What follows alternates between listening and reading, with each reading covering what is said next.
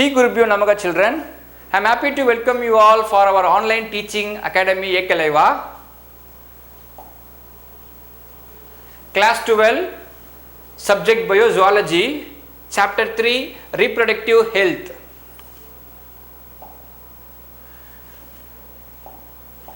Today we are going to discuss about the continuation of the yesterday's class. We are discussing ART, assisted reproductive technology. The third one is zygote intrafallopian transfer. In short, it is called as ZIFI, zygote intrafallopian transfer. As in IVF, in vitro fertilization, the zygote up to 8 cell stage blastomere is transferred to the fallopian tube by laparoscopy. The name itself you can easily understand, zygote intrafallopian tube transfer. As in IVF, that means in vitro fertilization, collection of sperm from the male partner and collection of ovum from the female partner, and then fusion of male and female outside the body. Finally, we are getting zygote. The zygote is divided into 8 cell stage called blastomere. Now the blastomere is transferred to the female fallopian tube by laparoscopy. Okay, so the zygote continues its natural division.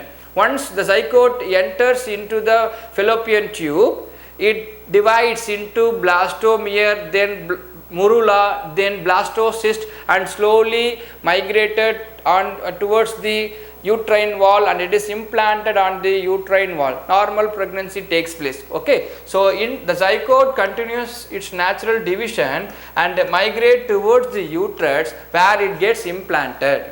That is called zygote intrafallopian transfer. The next one is intrauterine transfer. In short, it is called as IUT, intrauterine transfer. Embryo with more than 8 cell blastomeres is inserted into the uterus to complete its further development. That is called intrauterine transfer. Once again I am repeating, embryo with more than 8 cell structure, that is called blastomeres, inserted into the directly inserted into the uterus to complete its further development. That is called intrauterine transfer.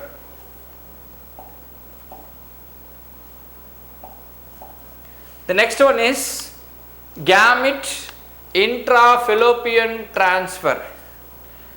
Okay, just we are transferring the gamete directly to the fallopian tube. That is called gamete intrafallopian transfer. Transfer of gametes, transfer of ovum collected from a donor into the fallopian tube. So transfer of ovum collected from a donor into the fallopian tube is called gamete intrafallopian tube transfer. In this, the eggs are collected from the ovaries and placed with the sperms in one of the fallopian tube. So collected eggs are placed with sperm and it is placed in any one of the fallopian tube. The zygote travels from is divided into blastomere, and they travels from the fallopian tube, migrate towards the uterine wall, and finally it is implanted on the uterus.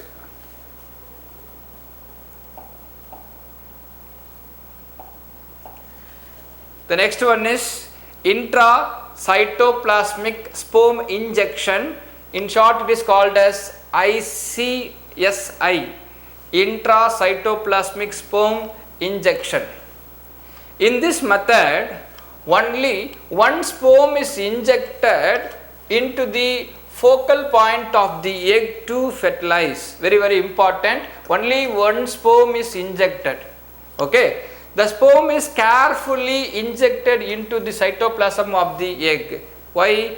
We are injecting only one egg. So we have to give more attention. The sperm is carefully injected into the cytoplasm of the egg. Fertilization occurs in 75 to 85% of eggs injected with the sperm. The zygote is allowed to divide to form 8 cell stage called blastomere, and it is transformed into uterus to develop a protective pregnancy. That is called intracytoplasmic sperm injection. Directly we are injecting a sperm, only one sperm to the egg. Okay, so sperm is carefully injected into the cytoplasm of the egg. Directly we are injecting the sperm into the cytoplasm of the egg. Okay, that is called intracytoplasmic sperm injection.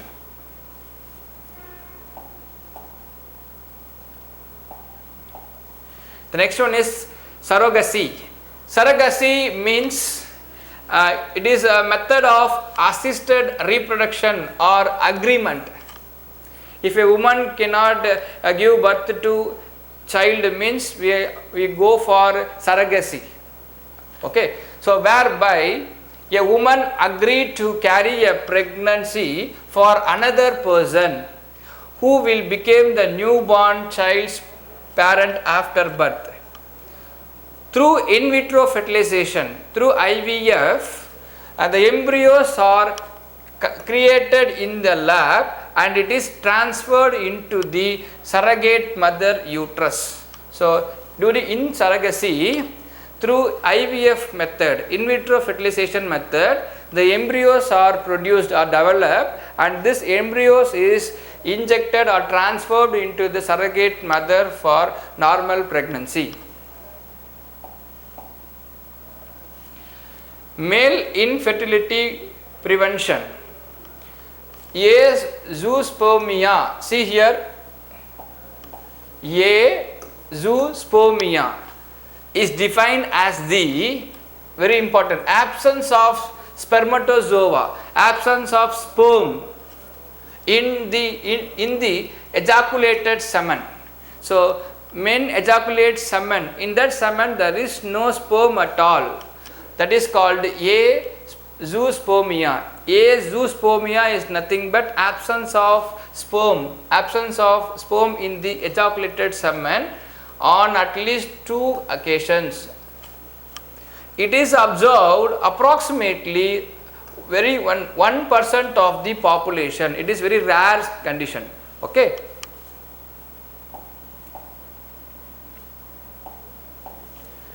Detection of fetal disorder during early pregnancy. In that, the first one is ultrasound scanning.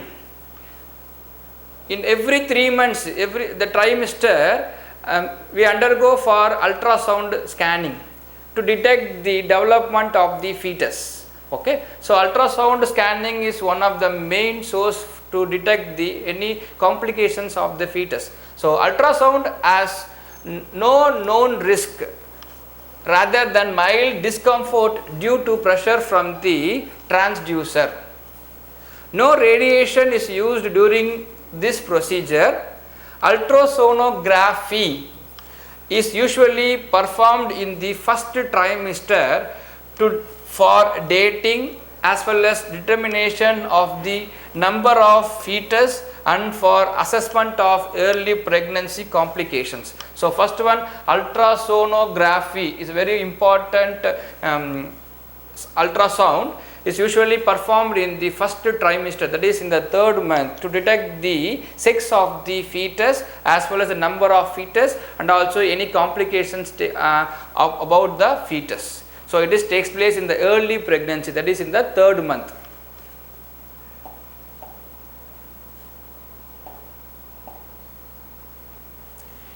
Second one is amniocentesis.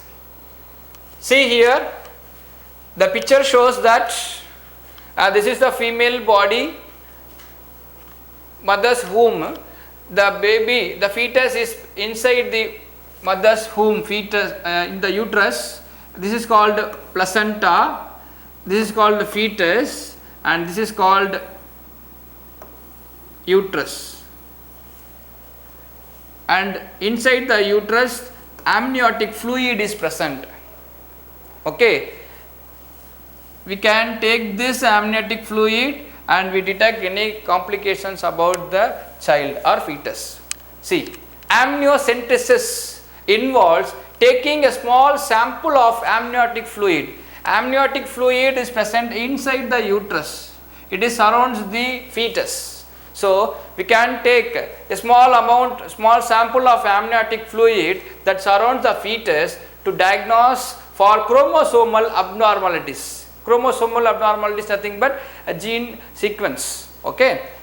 Amniocentesis is generally performed in a pregnant woman between the 15th to 20th weeks of pregnancy. So, in the earlier stage of pregnancy, this particular method amniocentesis is performed. So, amniocentesis generally performed in the pregnant woman between 15th and 20th stage weeks of pregnancy by inserting a long thin needle. See here, this is a long thin needle. Inserting a long thin needle through the abdomen into the amniotic sac to withdraw a small sample of amniotic fluid. The amniotic fluid contains cell shed from the fetus.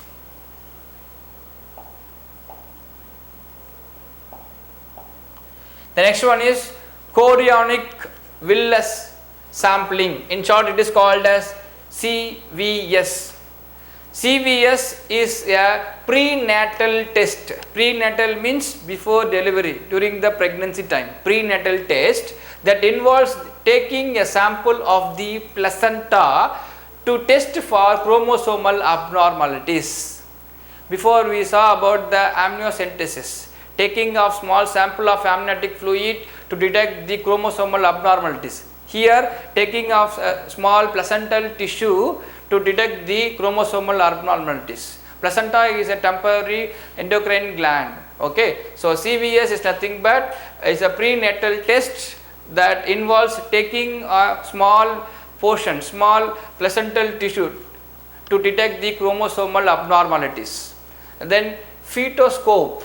Next one is fetoscope. Fetoscope is used to monitor the fetal heart rate and other functionings during the pregnancy, during the late pregnancy and labor, during the late pregnancy. The average fetal heart rate is about 120 to 160 beats per minute. Important one more question. The average fetal rate is between 120 to 160 beats per minute. An abnormal fetal heart rate or pattern may change, may cause indicates some other problems. Okay, so an abnormal fetal heart rate or pattern may mean that the fetus is not getting enough oxygen, indicates the complications, indicates some other problems in the fetus. Thank you children, we will see in the next class.